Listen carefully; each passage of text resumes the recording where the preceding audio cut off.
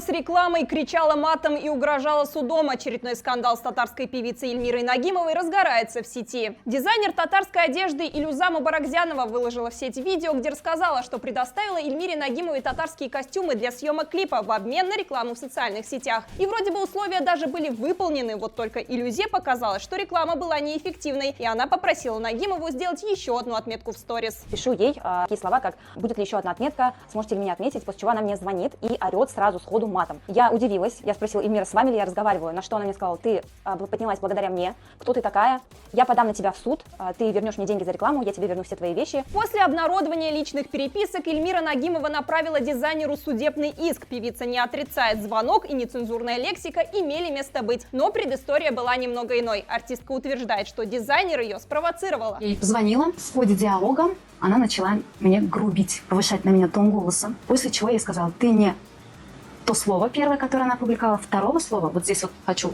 сказать, второго слова не было, и она это придумала. После чего, когда я ей нагрубила, я извинилась, я говорю: извини за мат, что она вырезала и выложила как ей надо, но говорю, ты должна тоже извиниться, Илюза, за то, что ты повысила на меня свой голос. После получения иска дизайнер поспешила удалить видео, но его к этому времени уже успели скопировать все татарстанские паблики. Аудитория разделилась на два лагеря. Дизайнера поддержала певица Зарина Асылкаева, с которой Нагимова также находится в конфликте, и автор текста песни татарка Заянджи Арсланова, которая, как оказалось, тоже не смогла разойтись с певицей мирно. На сторону Нагимовой встала дизайнер Гульчачак Гарай, которая считает, что Илюза Мубаракзянова украла у нее дизайн костюмов. Девушка также намерена отстаивать свои авторские права в суде. А на чьей стороне в этом конфликте вы? Напишите в комментариях.